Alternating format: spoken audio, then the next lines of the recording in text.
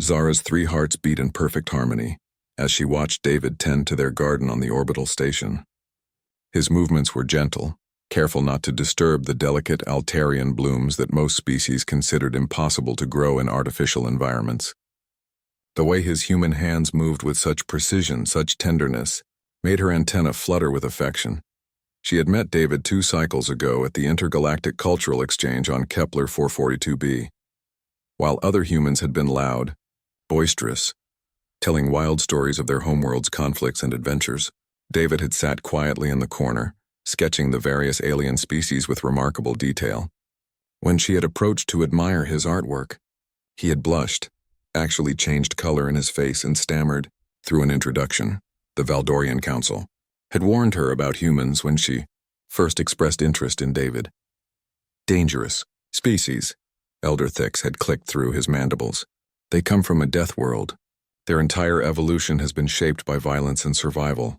But looking at David now, carefully supporting a drooping stem with a makeshift splint, Zara couldn't reconcile those warnings with the man she loved.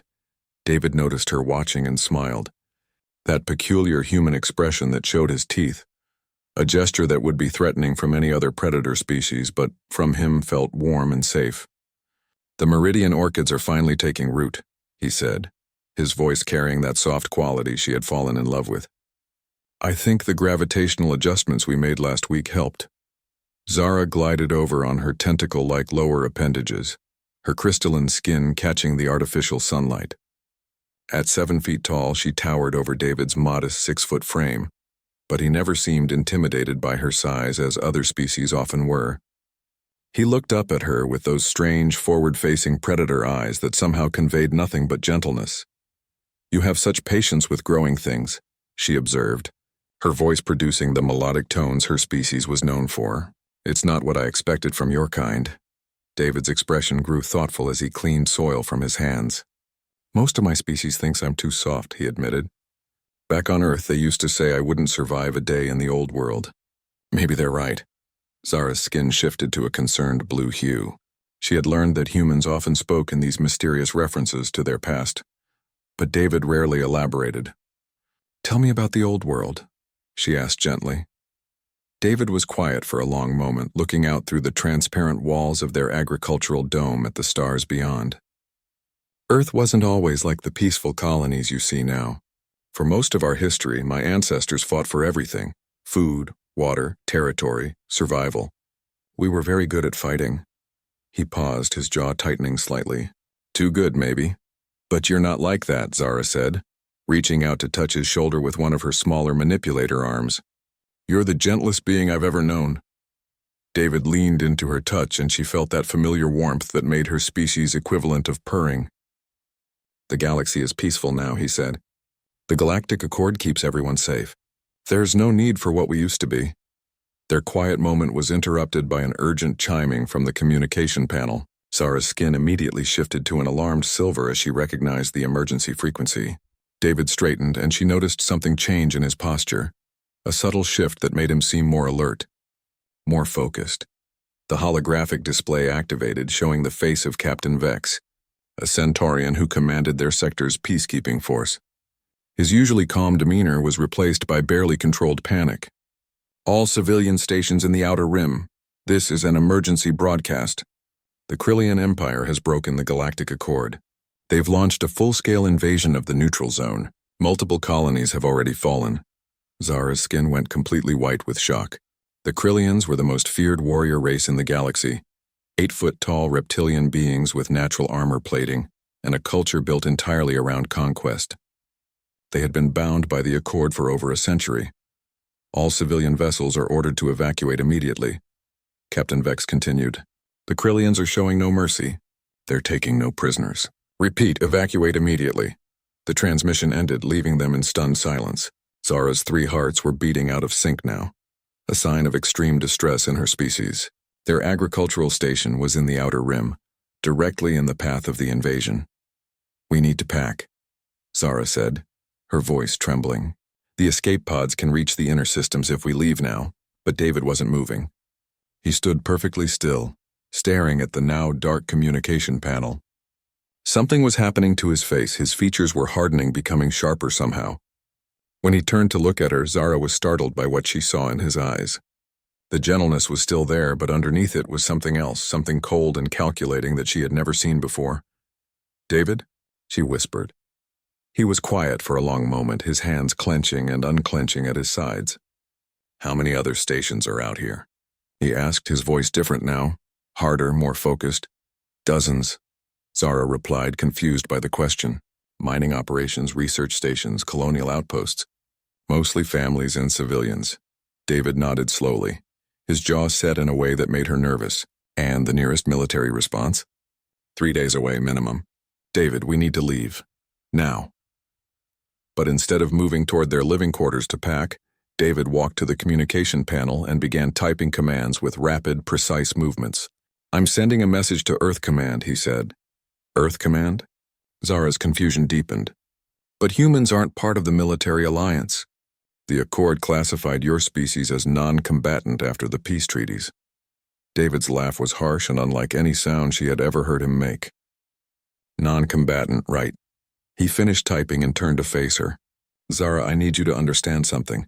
What I told you about my species being peaceful now, that's true. We chose to be peaceful, but choosing to be peaceful and being incapable of violence are very different things."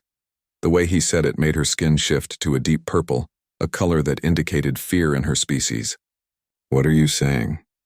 "I'm saying that the Krillians just made a very serious mistake," David replied, his voice carrying an edge that made her instinctively step back. "They think they're the apex predators in this galaxy. They think they know what real violence looks like." He paused, his human eyes reflecting something primal and dangerous. They're about to learn why Earth was classified as a death world. For the first time since she had known him, Zara felt a chill of fear when looking at the man she loved. The gentle gardener was still there, but something else was awakening underneath, something that had been sleeping but never truly gone. She realized with growing unease that perhaps the Valdorian Council's warnings hadn't been about humanity's past, but about what they were capable of when pushed. The response from Earth Command came faster than Zara thought possible. David's personal communicator, a device she hadn't even known he possessed, buzzed with an encrypted signal that made the air itself seem to vibrate with authority. "David Chen, Authentication Code 77 Alpha." A crisp voice spoke through the device. "This is Admiral Morrison, Earth Defense Command. We've received your situation report." Zara watched in bewilderment as David's entire demeanor shifted. His spine straightened, his shoulders squared, and he spoke in a tone she had never heard before. Sharp, professional, military. "Admiral, requesting permission to activate Protocol 7 under Emergency Authorization Omega." There was a pause that seemed to stretch forever. Zara's skin flickered between confused purple and alarmed silver as she tried to process what she was witnessing. Protocol 7? Emergency authorization? These were terms she had never heard David use, concepts that seemed completely foreign to the gentleman she had married. "Permission granted. Lieutenant Colonel Chen." The Admiral's voice carried weight that made the air feel heavy. "Your previous service record is hereby reactivated. You are authorized to take any and all necessary actions to protect civilian populations in your sector." "Lieutenant Colonel?" Zara's 3 hearts stopped beating entirely for a moment. Her husband, her gentle, soft-spoken husband who couldn't bring himself to kill garden pests, was a military officer. "Understood, sir. Chen out." David terminated the connection and immediately began moving through their living space with purpose, pulling items from places Zara didn't even know had storage compartments. From behind a false panel in their bedroom wall, he retrieved a case she had never seen before. "David, what's happening?" she managed to ask, her voice barely above a whisper. "Lieutenant Colonel? You were military?" David paused in his actions, his hands resting on the unopened case. When he looked at her, she could see the conflict in his eyes. Love and regret warring with something harder, more determined. "I was Special Operations," he said quietly. "Earth's Rapid Response Division. I retired 5 years ago when the galaxy achieved lasting peace. You never told me." The words came out flat, emotionless, as her mind struggled to reconcile this revelation with everything she thought she knew about him. "Because I hoped I'd never need to be that person again," David replied, his voice thick with something that might have been grief. "When I met you, I was just David the gardener, David the artist. I wanted to stay that way forever. He opened the case. Inside was equipment unlike anything Zara had ever seen. Not weapons, nothing so crude, but devices that hummed with barely contained energy. Armor that seemed to absorb light rather than reflect it. Technology that made her most advanced scientific instruments look like primitive tools. The Krillians are 3 hours out from the nearest civilian station, David said as he began putting on the armor with practiced efficiency. Station harmony. They have 15,000 colonists, mostly families with young children. The evacuation ships, Zara began. Won't make it in time, David cut her off. The Krillians are faster. They'll catch the evacuation ships in open space where there's nowhere to run, nowhere to hide. The armor seemed to mold itself to his body, and as it did, he looked less and less like the man she knew. I can't let that happen. Zara watched in growing alarm as David activated various systems.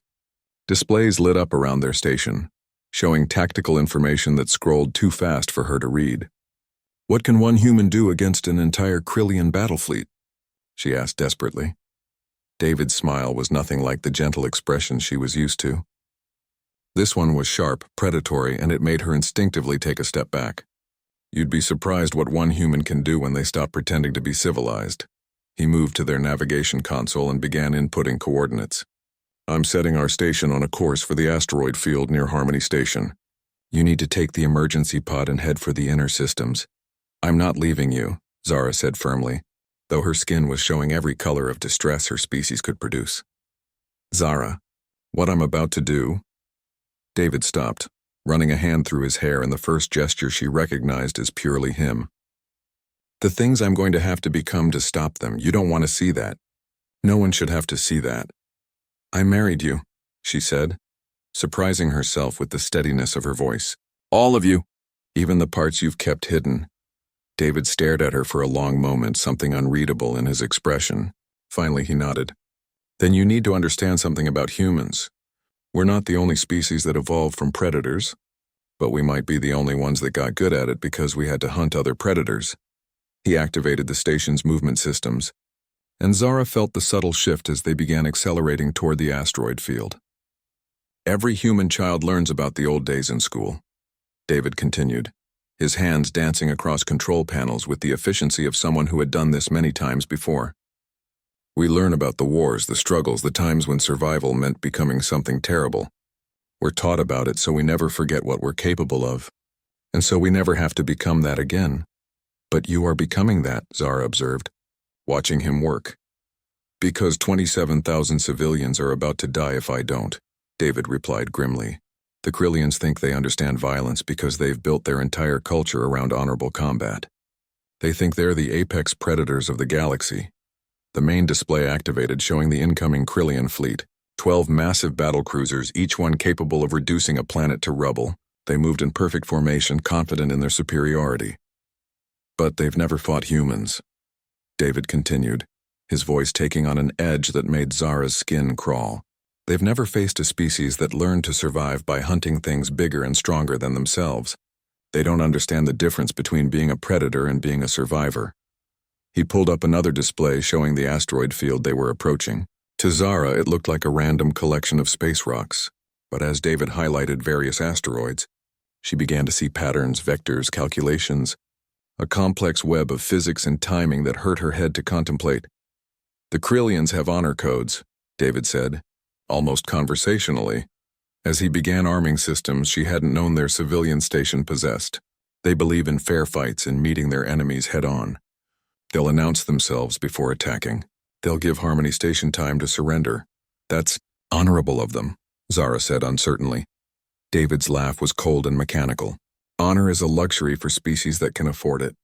Humans learned long ago that survival doesn't care about honor. The first Krillian ships appeared on their sensors, massive and imposing as they approached Harmony Station. True to David's prediction, they transmitted a demand for surrender, giving the civilians 30 minutes to evacuate. 30 minutes, David murmured, watching the display. They think they're being merciful. His hands moved across the controls with inhuman speed and precision. Around them, their agricultural station was transforming. Equipment she had thought was for growing plants was revealing itself to be something far more sophisticated.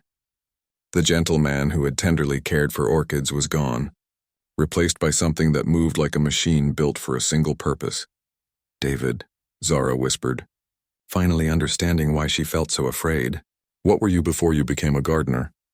He didn't look at her when he answered, his attention focused entirely on the tactical displays. "I was the thing that other predators had nightmares about," he said simply. "I was what humanity sent when surrender wasn't an option and mercy was too expensive." The Krillian fleet finished its approach to Harmony Station, their massive ships blocking out the stars. They were beautiful in their own way, sleek, powerful, designed for honorable combat between equals. David's finger hovered over a control that pulsed with red light. "They're about to learn why Earth was the only planet in the galaxy that had to invent the concept of war crimes," he said quietly. "Because we were the only species that got so good at killing that we had to make rules to stop ourselves." He pressed the button, and the asteroid field around them began to move. The asteroids moved like a symphony of destruction, each one following trajectories that David had calculated in his head within seconds. Zara watched in horrified fascination as hundreds of space rocks, some the size of buildings, others as large as small moons, began accelerating toward precise coordinates around the Krillian fleet. "This isn't possible," she breathed, her skin cycling through colors of disbelief. "The energy requirements alone. Humans don't fight fair," David said, his voice eerily calm as he monitored multiple tactical displays simultaneously. "We learned a long time ago that the universe doesn't care about fair. It only cares about who survives." The first asteroid struck not the Krillian ships but a point in space that seemed empty. The impact triggered a cascade reaction that Zara's scientist mind struggled to comprehend. The asteroid hadn't been solid rock. It had been hollowed out and filled with something that converted matter directly into gravitational distortion. Space itself began to bend. "What did you do?" Zara whispered, watching as the Krillian formation suddenly found itself fighting against a localized gravity well that pulled their ships in directions they hadn't planned for. "I changed the rules of engagement," David replied, his fingers dancing across controls that were revealing themselves to be far more sophisticated than any civilian technology should be. "The Krillians expect ship-to-ship combat. They're prepared for weapons and shields and honorable exchange of fire." A second asteroid impacted near the lead Krillian battlecruiser. This one released a cloud of what looked like harmless gas, but as it spread, the ship's energy readings began fluctuating wildly. Their shields flickered and died. "They're not prepared for environmental warfare," David continued, his tactical displays showing the gas cloud spreading to envelop 3 more ships. "That's industrial nanites, originally designed for mining operations. They consume refined metals and energy conduits." The Krillian commander's voice crackled through space, his reptilian hiss carrying confusion and the first notes of concern. "Unknown attacker, identify yourself. Face us with honor." David's response was to trigger the third wave of asteroids. These moved differently, powered by some form of propulsion that made them accelerate far beyond what natural momentum should allow. They didn't aim for the ships themselves, but for specific points around the formation. "I always hated that word," David murmured. "Honor, as if there's something honorable about letting innocent people die because you're too proud to fight dirty." The asteroids detonated simultaneously, and suddenly the space around the Krillian fleet was filled with a field of electromagnetic interference so intense that their targeting systems went blind. The proud, ordered formation dissolved into chaos as 12 massive warships found themselves flying deaf and blind through a maze of gravitational anomalies and metal-eating nanites. "You're toying with them," Zara realized, watching as David's calculations forced the Krillian ships into increasingly disadvantageous positions. "You could have destroyed them already." "Probably," David agreed, his tone matter-of-fact in a way that made her skin crawl. "But destruction isn't the goal. The goal is to make them understand." He activated their communication array and opened a channel to the Krillian fleet. When he spoke, his voice carried none of the warmth she associated with him. It was cold, professional, and absolutely certain. "Krillian fleet, this is your only warning. Withdraw from this system immediately." The response came in the form of massive energy beams that lit up space as the Krillians fired blindly into the interference field, hoping to hit their unseen attacker. The beams struck asteroids, vaporized empty space, and accomplished nothing except to reveal their positions to David's sensors. "Wrong answer," David said quietly, and pressed another control.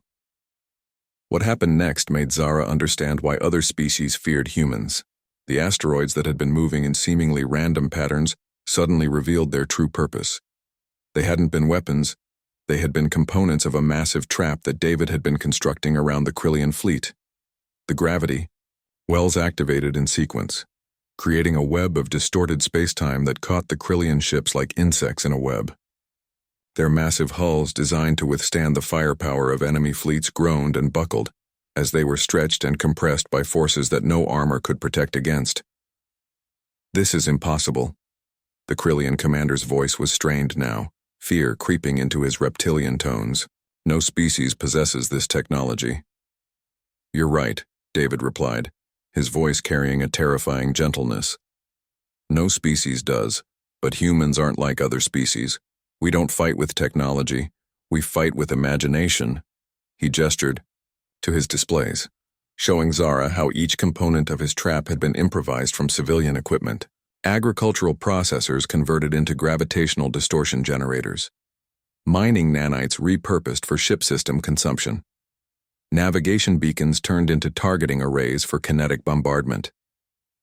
Every piece of technology on this station was designed for peaceful purposes, David explained, his hands never stopping their dance across the controls. Growing food, processing minerals, studying stellar phenomena. I just imagined different uses for them.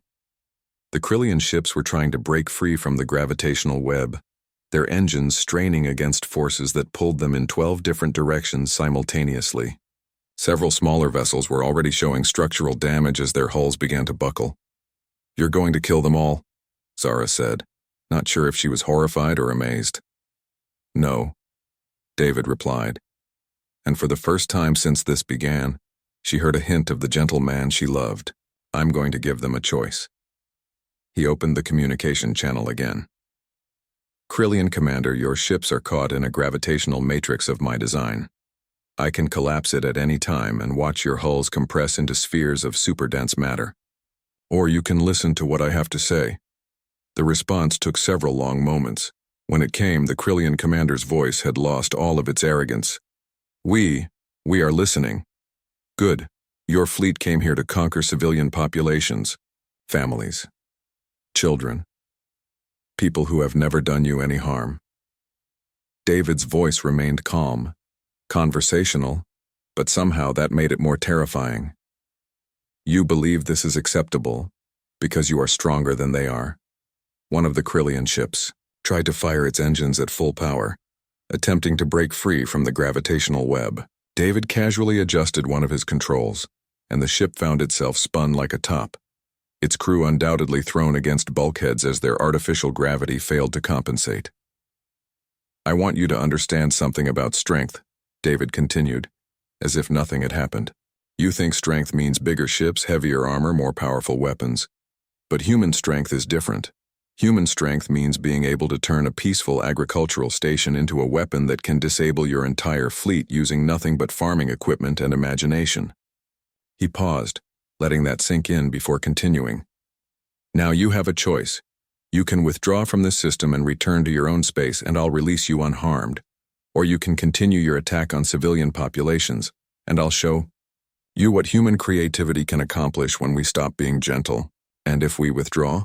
The Krillian commander asked, his voice barely audible through the static. "What guarantee do we have that you won't attack us?" David's laugh was soft and somehow more frightening than any threat could have been. "Commander, if I wanted you dead, you'd already be dead. The fact that you're still alive should tell you that humans keep their word." He gestured to another display that showed the tactical situation. "I've been tracking your fleet since it entered this system. I could have destroyed every ship before you even knew I was here. Instead, I chose to disable you without killing anyone." "Why?" The question came out strangled, confused.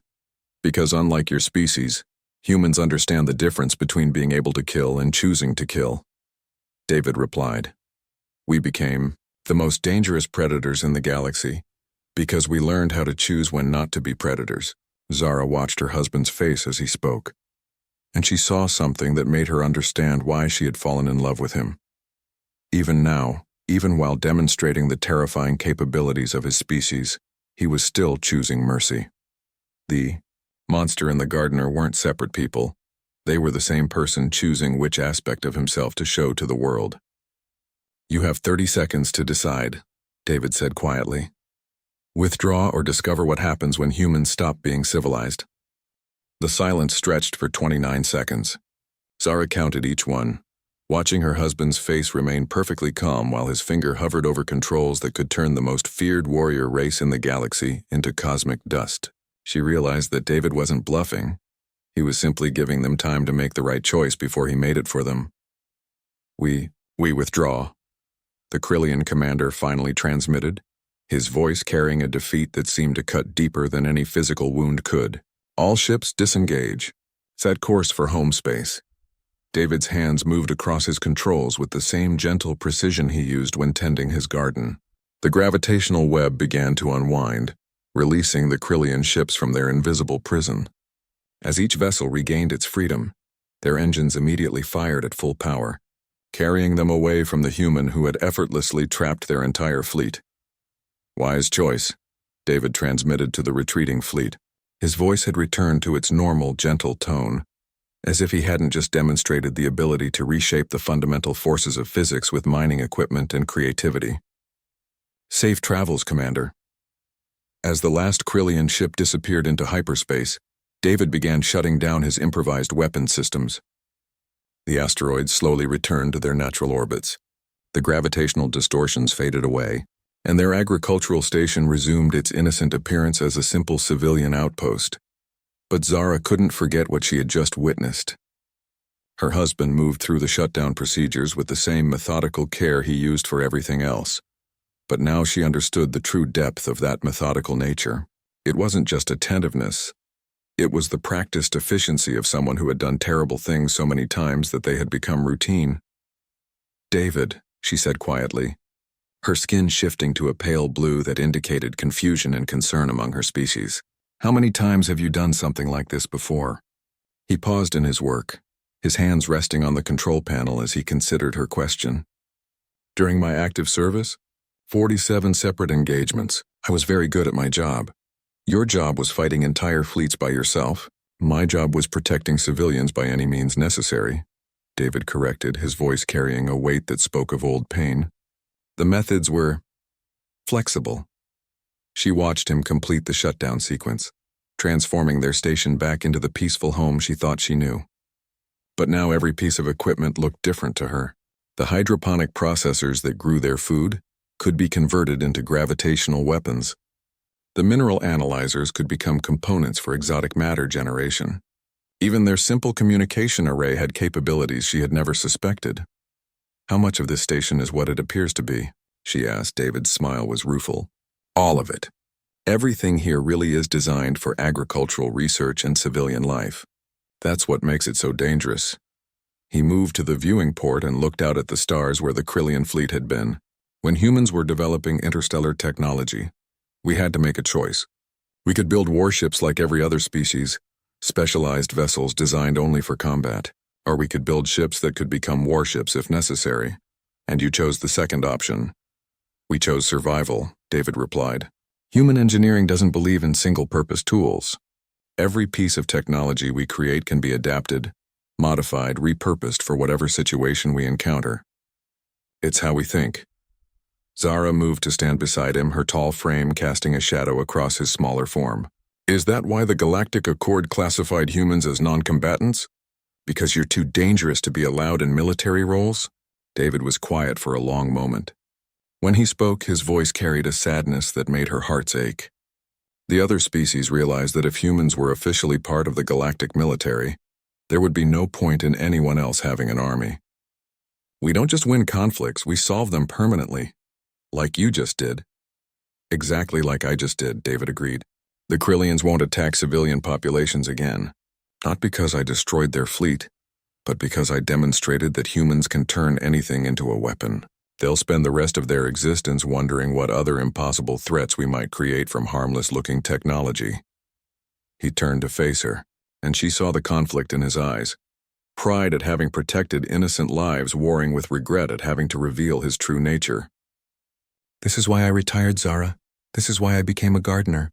Because when the galaxy achieved peace, there was no place for what I used to be. But there was a place for who you chose to become," she said, reaching out to touch his face with one of her delicate manipulator arms. "The man who grows impossible flowers and sketches alien species and blushed when I first spoke to him." David leaned into her touch, and for a moment he looked like the gentle human she had fallen in love with. "That man is real too," he said softly. "Maybe more real than the soldier ever was." Their moment was interrupted by an incoming transmission. This time it wasn't an emergency broadcast, but a direct communication from Harmony Station. The face that appeared on their screen was that of Administrator Kent, an elderly Rigelian whose blue-scaled features were bright with relief. "Unknown station. This is Harmony Station Command," Kent said, his voice trembling with emotion. "We detected the Krillian fleet withdrawing from our system. Were you responsible for this miracle?" David hesitated, glancing at Zara before responding. "We may have discouraged their aggressive intentions," he said carefully. "Discouraged?" Kent's laugh was edged with hysteria. "The most feared warrior race in the galaxy just fled from our system without firing a shot. How does a civilian agricultural station discourage a Krillian battle fleet?" "Very politely," David replied, his tone so deadpan that Zara almost smiled despite everything.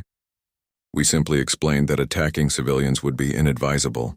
Administrator Kent stared at them for several long seconds, clearly trying to process how a simple farming station had accomplished what would have required the combined fleets of a dozen star systems. "Who are you people?" David glanced at Zara again and she saw him make a decision. "We're gardeners," he said simply. "We grow things. Sometimes that includes growing solutions to problems." After they ended the transmission, Zara and David stood together in their agricultural dome, surrounded by the plants and flowers that had been their shared passion. But the atmosphere had changed fundamentally. The garden looked the same, but Zara now understood that it represented something different. Not just a peaceful retreat from the galaxy, but a choice to be peaceful despite having other options. "What happens now?" she asked. David was quiet for a moment, his hands absently checking the support structure he had built for one of their more delicate specimens. "Now we continue growing things," he said finally. "We tend our garden, conduct our research, and try to build something beautiful in a universe that isn't always kind to beauty. And if another threat emerges..." David's smile was gentle, but underneath it Zara could now see the steel that had always been there. "Then we'll handle it the way humans always handle threats to innocent people," he said. "Efficiently and permanently." She looked at her husband, really looked at him, and saw him clearly for perhaps the first time. The gentle gardener and the terrifying soldier weren't separate people. They were aspects of the same person, the same species that had somehow evolved the ability to be both nurturing and destructive, creative and deadly, peaceful and unstoppable. "I think," she said slowly, "that I'm beginning to understand why the galaxy fears humans."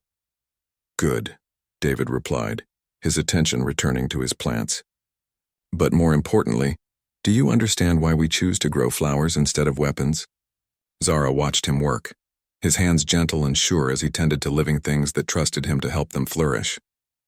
"Because anyone can destroy," she said, finally understanding. "But it takes real strength to create." 3 days after the Krillian incident, word had spread throughout the Outer Rim systems like wildfire. The story grew with each telling.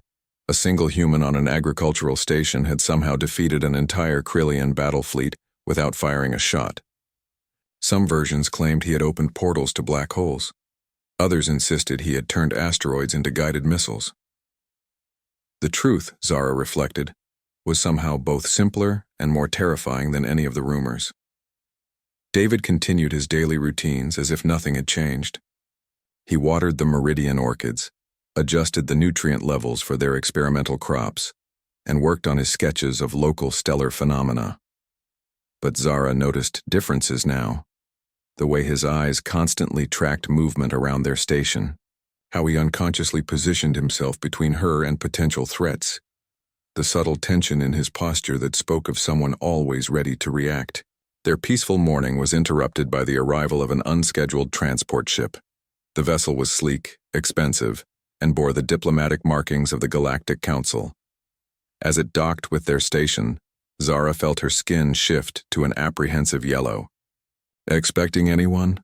David asked, though his tone suggested he already knew the answer. "No," Zara replied, watching through the viewport as the airlock cycled. "Should I be worried?" David's expression was thoughtful. "Probably not. If they wanted to arrest me, they wouldn't have come alone." The visitor who emerged from the transport was unlike any being Zara had ever seen. Tall and ethereal, with features that seemed to shift between different species characteristics. Ambassador Veltar was a member of the Synthesis, a race that had evolved beyond physical form and chose their appearance at will. They were known for their absolute neutrality and their role as mediators in galactic conflicts. "David Chen," Veltar said, their voice carrying harmonics that resonated through multiple dimensions. "Or should I say Lieutenant Colonel Chen, hero of the Proxima incident, architect of the Vega Accords, the ghost of Kepler 442. "I prefer Gardner," David replied mildly, not seeming particularly impressed by the ambassador's dramatic entrance. "Can I offer you some tea?" Zara grows an excellent blend of Altarian leaves. Veltar's form shifted slightly, their features expressing what might have been amusement. "Your reputation for understated responses appears to be accurate." They gestured toward their central living area. "May we speak?" As they settled around their modest dining table, Ambassador Veltar adjusting their physical density to use the furniture designed for corporeal beings, Zara found herself studying the diplomat with scientific curiosity. The Synthesis were ancient beyond measure, older than most galactic civilizations, and their visits to individual citizens were virtually unprecedented. "The Galactic Council is concerned," Veltar began, their forms solidifying into something resembling a humanoid crystalline structure. "The Krillian Empire has filed a formal complaint regarding the incident 3 days ago." "Oh?" David poured tea with steady hands, as if discussing interstellar politics over breakfast was perfectly normal. "What sort of complaint?" "They claim that a single human somehow violated the fundamental laws of physics to disable their entire battle fleet," Veltar replied, accepting the offered cup despite clearly not needing physical sustenance. "They're demanding an explanation for how civilian technology could be weaponized to such an extent." David sipped his tea thoughtfully. "I imagine they also want to know if other humans possess similar capabilities." "Indeed." Veltar's crystalline features shifted in what might have been a smile. "Which brings us to the real reason for my visit. The Council has reviewed the classified files from your military service, David Chen. Your record makes for interesting reading." Zara felt her skin shift to deep purple as she realized the implications. "You're evaluating whether humans should remain classified as non-combatants." "Precisely," Veltar confirmed. "The current classification was established under the assumption that humans had chosen pacifism as a societal evolution. Recent events suggest that assumption may have been incomplete." David set down his teacup with careful precision. "What does the Council want to know?" "Everything," Veltar replied simply. "How many humans possess your capabilities? What other technologies can be adapted for combat use? Most importantly, what assurance can you provide that humanity will continue to choose peaceful coexistence?" The question hung in the air like a physical presence. Zara realized that this conversation could determine the future relationship between humanity and the rest of the galaxy. If the Council decided that humans were too dangerous to trust with their current freedoms. "Show them," David said quietly, and Zara was startled to realize he was speaking to her. "Show the ambassador what I was doing before the Krillian fleet arrived." Confused but trusting, Zara activated the holographic display and called up the recordings from 3 days ago. The image showed David in their garden, carefully tending to a drooping meridian orchid with infinite patience and gentleness. "This is what humans choose to do with their capabilities," David said, his voice carrying quiet conviction. "We grow things. We create beauty. We nurture life." Veltar studied the recording, their crystalline form shifting through various configurations as they processed what they were seeing. The contrast is remarkable, they admitted.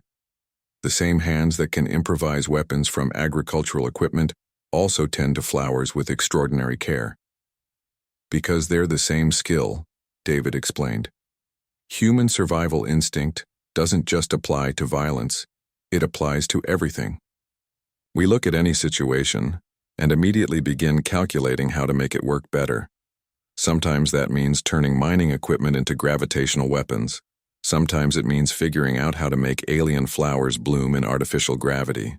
He gestured toward their garden, where dozens of species from across the galaxy grew together in carefully balanced harmony. Every plant in this station represents a problem we solved. How to provide the right nutrients, the correct atmospheric mixture, the precise gravitational environment.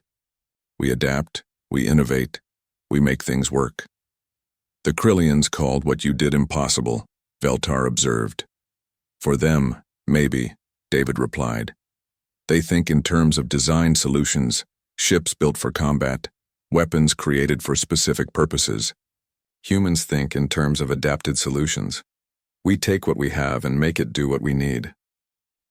Veltar's form shifted again, and Zara sensed they were communicating with someone. Probably the Galactic Council itself through quantum entanglement communication. The conversation was brief but intense, involving harmonics that her species couldn't quite perceive. The Council wishes to understand the scope of human adaptability, Veltar said finally. Could other humans have accomplished what you did? David was quiet for a long moment, his gaze moving across their garden as he considered the question. Any human with military training could have disabled that fleet, he said finally. The specific methods would vary. Some might have used different physics. Others might have found completely different approaches. But the result would have been the same. And civilian humans? Would have found their own solutions, David replied without hesitation. A human engineer would have approached it as a technical problem. A human scientist would have treated it as an experimental challenge. A human artist would have seen it as a creative exercise. Zara felt a chill as she realized what he was saying. You're telling them that all humans are potentially capable of what you did. I'm telling them the truth, David said simply. Human strength isn't in our technology or our weapons. It's in our ability to see solutions where other species see only problems. Veltar absorbed this information, their form cycling through several configurations before settling on something that resembled their original appearance. This presents the Council with a dilemma, they said carefully. How do we maintain galactic peace when one species possesses such overwhelming adaptive advantages? The same way the galaxy maintained peace before the Krillian attack, David replied, by trusting that humans will continue to choose cooperation over conquest. And if that trust is misplaced? David's smile was gentle, but Zara could see the steel underneath it. Ambassador, if humans wanted to conquer the galaxy, do you really think we would have waited for permission? The silence that followed was profound.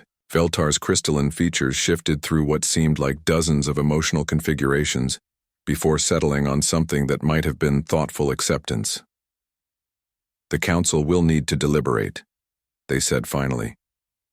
The implications of your demonstration extend far beyond a single incident with the Krillian Empire. Of course, David replied, returning to his tea as if they had just discussed the weather. Take all the time you need. We'll be here growing things. As Ambassador Veltar prepared to leave, they paused at the airlock. One final question, David Chen. If the Council were to restrict human movement throughout the galaxy, how would your species respond? David's answer was immediate and terrifyingly simple. We'd comply completely, he said, right up until someone threatened civilians again. After the ambassador's ship departed, Zara and David stood together in their garden, surrounded by the evidence of human creativity applied to nurturing rather than destruction. But the conversation had changed something fundamental. Only in how she understood their relationship to the rest of the galaxy. Do you think they'll try to restrict humanity? She asked. David shrugged, his attention already returning to his plants. They might try, he said. But they're smart enough. To realize that the best way to keep humans peaceful is to keep the galaxy safe for civilians. And if they're not that smart? David's smile was gentle as he began checking the nutrient levels for their experimental crops. Then they'll learn why humans don't like it when people threaten innocent lives, he said quietly. But I don't think it will come to that. The Council understands that some problems are better left unsolved. 2 weeks after Ambassador Veltar's visit, the Galactic Council's decision arrived via official transmission. Zara watched David's face carefully as he read the lengthy document, looking for any sign of concern or relief. His expression remained neutral throughout, though she noticed his jaw tighten slightly at certain passages. "Well?" she asked when he finally closed the transmission. "Humanity remains classified as non-combatant," David said, setting down the communication device. "With some additional clarifications." "What kind of clarifications?" David's smile was wry. "The kind that acknowledge reality without officially admitting it. Humans are encouraged to continue our current peaceful pursuits. Human settlements in frontier regions will receive enhanced diplomatic protection, and any attack on human civilian populations will be considered an act of aggression against the entire Galactic Council." Zara's skin shifted to a thoughtful blue. "They're protecting you by making it clear that threatening humans would be inadvisable." "Essentially, yes. The Council decided that the safest approach is to ensure humans never have a reason to stop being gardeners and artists and researchers." David moved to check on their latest experiment, a hybrid plant that combined Terran bamboo genetics with Andromedan crystal growth properties. It's probably the smartest decision they could have made. Their conversation was interrupted by proximity alarms. Another ship was approaching their station, but this one was moving fast and broadcasting emergency signals. David's demeanor shifted, instantly from relaxed gardener to alert guardian, his hands moving to tactical displays with practiced efficiency. "This is transport vessel Harmony's Dream," came a desperate voice over the communications array. "We're carrying refugee families from the Kepler 438 mining colony. Our ship is damaged, and we're being pursued by pirates. Anyone who can hear this, please help." Zara looked out through the viewport and saw the approaching ship, a converted cargo hauler that was clearly struggling to maintain course. Behind it, gaining rapidly, were 3 sleek vessels that bore the aggressive markings of the Crimson Fleet, one of the galaxy's most notorious pirate organizations. "Pirates?" she breathed, her skin shifting to alarmed silver. "David, there are families on that ship." David was already moving, his hands dancing across control panels as their agricultural station once again began its hidden transformation. "I see them. 43 life signs on the transport, including 17 juveniles. The pirate ships were fast and well-armed, designed for exactly this kind of pursuit. They would catch the refugee transport long before it could reach the safety of the inner systems." Zara watched her husband's face and saw the familiar shift as the gentle gardener stepped aside to make room for something far more dangerous. "This is going to be different from the Krillians," David said, his voice taking on that cold, professional tone she was learning to recognize. "Pirates aren't warriors following honor codes. They're predators who profit from suffering." "What does that mean?" David's smile was sharp and utterly without warmth. "It means I don't have to be polite." The first pirate ship opened fire on the transport, energy beams scorching across the refugee vessel's hull. The ship's shields flickered and failed, and Zara could hear the captain's increasingly desperate calls for assistance. David opened a communication channel to the transport. "Harmony's Dream, this is Agricultural Station Serenity. Adjust your course to coordinates I'm transmitting. We'll provide assistance." "Thank you, Station Serenity." The captain's relief was palpable. "But I should warn you, we don't have any weapons. We can't help you fight them off." "That's fine," David replied, his attention focused on the approaching pirate ships. "You won't need to." He began activating systems that Zara now recognized as his improvised weapons array, but this time the preparations were different, more aggressive, more personal. "Pirates don't retreat when they're outmatched," David explained as he worked. "They don't respond to demonstrations of superior force. They only understand immediate, overwhelming consequences." The lead pirate, Ship transmitted a typically arrogant demand. Transport vessel, prepare to be boarded. Surrender your cargo and passengers and you might survive the experience. David's response was to launch a single asteroid directly at the pirate ship's bow. But this wasn't like his careful, calculated attacks on the Krillians. This asteroid had been modified with mining charges that detonated just before impact, sending a cloud of superheated plasma directly through the pirate vessel's shield matrix. The ship didn't just lose its shields, it lost its forward weapons array and most of its sensor equipment in a shower of sparks and venting atmosphere. Consider that a warning shot, David transmitted to the pirate fleet, his voice carrying a tone that made Zara's skin crawl with its casual menace. Leave now and you might live to steal from someone else. The pirates' response was predictable. All three ships opened fire on what they still assumed was a defenseless agricultural station. Energy beams and missile salvos lit up space as they poured everything they had into their attack. None of it reached its target. David had surrounded their station with a localized gravity field that bent space-time just enough to deflect incoming projectiles. Energy beams curved away harmlessly.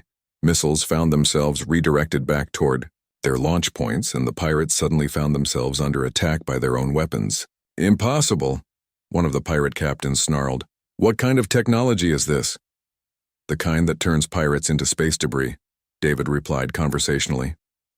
Last chance to leave. I'm not as patient as I was with the Krillians. Instead of withdrawing, the pirates tried a different approach.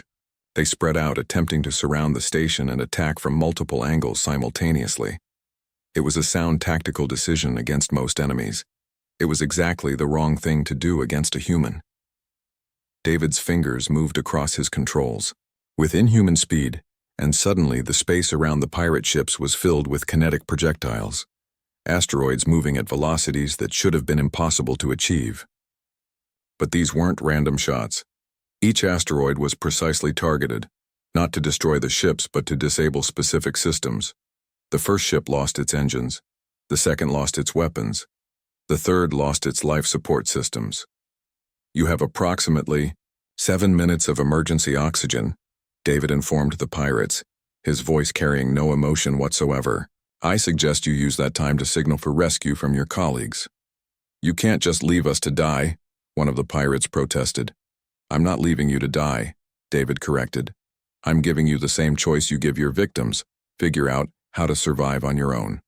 But even as he said it, David was already preparing emergency rescue packages, basic life support equipment and emergency beacons that would ensure the pirates could survive until help arrived. Zara watched him work and realized that even in his anger, even when dealing with predators who showed no mercy to their victims, her husband couldn't bring himself to simply kill. You're still trying to save them, she observed. I'm ensuring they survive to face justice, David replied. There's a difference. The transport vessel reached their station safely, and David immediately began coordinating with their captain to provide emergency repairs and medical assistance to the refugees. As the frightened families were brought aboard their station, Zara saw another side of human nature.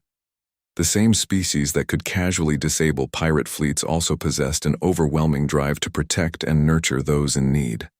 One of the refugee children, a young Altarian whose skin showed the pale blue of exhaustion and fear, approached David shyly. Are you the one who saved us? She asked in the universal child's language that all species understood. David knelt down to the child's level, and his entire demeanor softened. We all saved each other, he said gently. You were very brave to help your family get to safety. Zara watched her husband interact with the refugees, bringing them food, helping to set up temporary sleeping areas, sketching pictures for the children to help them forget their ordeal. The same hands that had just disabled 3 warships, with casual efficiency, were now carefully bandaging minor injuries and offering comfort to frightened families. How do you do it? She asked him later as they watched the refugees sleep peacefully in their agricultural dome. How do you switch between being terrifying and gentle so easily? David was quiet for a long moment, his gaze moving across the sleeping families they had saved. It's not switching, he said finally. It's all the same thing. Humans protect what we care about. Sometimes that means growing flowers and tending gardens. Sometimes it means stopping pirates from hurting innocent people. The pirates will tell others about this, Zara pointed out. Word will spread that humans are more dangerous than anyone realized. Good, David replied, his voice carrying quiet satisfaction. Maybe next time pirates will think twice before attacking ships full of refugees. As if summoned by their conversation, a communication signal arrived from Galactic Security Forces. The holographic display showed Captain Vex, the same Centaurian who had broadcast the original warning about the Krillian attack. Station Serenity, this is Captain Vex. We've received reports that you engaged and disabled 3 Crimson Fleet vessels while protecting refugee civilians. The refugees are safe, David replied. The pirates are alive but stranded. They'll need rescue and medical attention. Captain Vex's expression was unreadable. Our forces are en route to collect them. However, I have to ask, how did a civilian agricultural station defeat 3 military-grade pirate vessels? David's smile was gentle and completely innocent. We asked them very politely to stop threatening innocent people, he said. They declined, so we had to be more persuasive. More persuasive? Captain Vex repeated flatly. We demonstrated that attacking civilians in our vicinity would be inadvisable, David clarified helpfully. I believe they found our demonstration educational. After the transmission ended, Zara looked at her husband with newfound understanding. You're not just protecting these people, she realized. You're sending a message to anyone else who might consider targeting civilians. The galaxy is a big place, David replied, returning his attention to their sleeping guests. There are always going to be predators looking for easy victims. But if word spreads that attacking innocent people might attract human attention, then maybe there will be fewer victims. Exactly, David moved to check on one of the refugee children who had stirred in her sleep. We can't be everywhere at once, but we can make sure that everyone knows what happens when you threaten the people we've chosen to protect. Zara watched her husband gently adjust a blanket around the sleeping child, and she understood finally what made humans so uniquely dangerous. It wasn't their technology or their adaptability or their creativity, though all of those were formidable. It was their absolute refusal to accept that innocent people should suffer when they had the power to prevent it. The galaxy had tried to classify humans as non-combatants, but they had missed the point entirely. Humans weren't non-combatants, they were selective combatants who chose their battles based on protecting others rather than advancing themselves. And that, Zara realized, made them the most dangerous species in the galaxy. 6 months after the pirate incident, their agricultural station had become something unexpected, a sanctuary. Word had spread through the Outer Rim systems about the human gardener who protected civilians, and ships in distress increasingly changed course toward their coordinates. David never turned anyone away. Their simple research station now hosted a small but thriving community. The original refugee families had chosen to stay, establishing permanent homes in the expanded habitat modules that David had somehow improvised from their agricultural equipment. A few traders had set up a small commercial hub, and several researchers from various species had arrived to study David's impossible botanical achievements. Zara watched her husband work in the expanded gardens, teaching a group of Altarian children how to cross-pollinate species that shouldn't have been genetically compatible. His patience with them was infinite, and his obvious joy in sharing knowledge made her hearts warm with affection. Zara, David called out, gesturing for her to join him near their latest experiment. Come see what the kids figured out. The young Altarians were practically glowing with excitement as they showed off their work. A flowering vine that seemed to produce fruit in zero gravity, something that should have been biologically impossible. We mixed the gravitational sensing genes from Terran beans with the cellular structure of Rigelian space moss, one of the children explained proudly. Mr. David said it wouldn't work, but we tried anyway. And it turns out human gardening techniques work even better when you ignore conventional limitations, David added with a grin. These kids have taught me more about creative botany in 6 months than I learned in years of formal study. Zara smiled, watching the interaction. David had found his calling in this unexpected role as teacher and protector. The gentle gardener had always been his true nature. The soldier had simply been a tool he used when gentleness wasn't enough. Their peaceful moment was interrupted by the arrival of another ship. But this one was different. Sleek, powerful and bearing the official markings of the Earth Defense Command. It was clearly military despite its diplomatic designation. "Expecting company?" Zara asked, noting the subtle shift in David's posture as he recognized the vessel.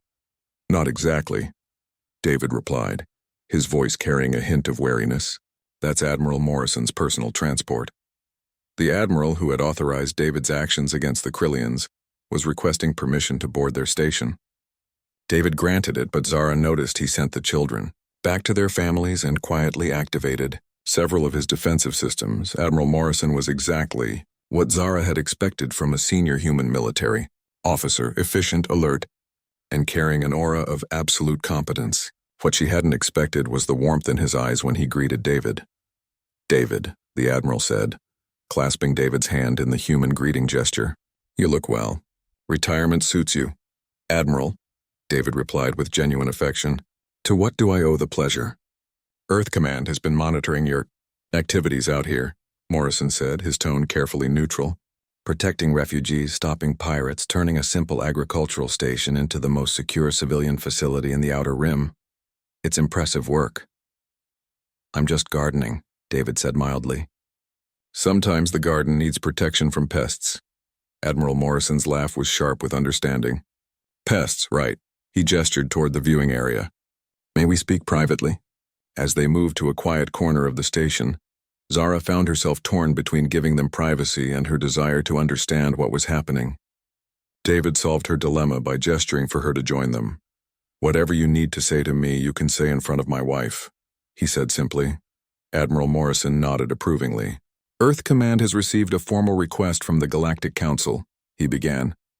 "They want to establish a new position, Civilian Protection Coordinator for the Outer Rim systems. The job would involve exactly what you're already doing, providing security for non-combatant populations in frontier regions." "They want to make it official," David said, understanding immediately. "More than that," Morrison replied. "They want to expand it. The Council has identified 47 systems that currently lack adequate protection for civilian populations. They're offering to fund the establishment of similar facilities, staffed by retired human military personnel." Zara felt a chill of understanding. "They want to create a network of human guardians throughout the galaxy." "Essentially, yes," Morrison confirmed. "The Council has realized that the most effective way to maintain galactic peace is to ensure that threatening civilians becomes prohibitively dangerous." David was quiet for a long moment, his gaze moving across their expanded community. Families who had found safety here, children who were learning impossible things, traders and researchers who had built new lives under his protection. "What would this mean for the people here?" he asked finally. "They would become the first official civilian protection zone," Morrison replied. "Full diplomatic immunity, enhanced legal protections, and guaranteed support from both Earth Command and the Galactic Council." "And the catch?" Morrison's smile was wry. "The catch is that you'd be officially acknowledged as what you've always been, humanity's answer to those who prey on the innocent." David looked at Zara, and she saw the conflict in his eyes. The offer represented everything he had worked toward: official protection for civilians, recognition of the need for guardians in the outer systems, and an end to the pretense that humans were somehow non-combatant. "What do you think?" he asked her. Zara considered the question carefully. She thought about the refugee families who had found new homes here, the children who were learning to create impossible things, the sense of safety that David's presence provided to anyone who needed protection. "I think," she said slowly, "that you stopped being retired the moment you chose to protect innocent people, instead of just growing flowers." David's smile was soft and genuine. "And I think you're right." He turned to Admiral Morrison. "I'll accept the position on one condition." "Which is?" "The people here, my people, they get the same protections whether they choose to stay or to leave and start new lives elsewhere. This isn't about creating a dependency on human protection. It's about giving people the safety they need to build something better." "Agreed," Morrison said without hesitation. Earth Command expected that condition. As Admiral Morrison prepared to leave, he paused to look around their expanded facility. "You know," he said thoughtfully, "when you first retired, I thought we were losing one of our best assets." "I was wrong. How so?" "We weren't losing an asset," Morrison replied. We were gaining something far more valuable, proof that human strength doesn't have to come at the cost of human gentleness. After the Admiral's departure, David and Zara stood together in their original garden, surrounded by the plants that had started their journey together. The space felt different now, not smaller but more focused. It was still the heart of their home, but now it was also something more.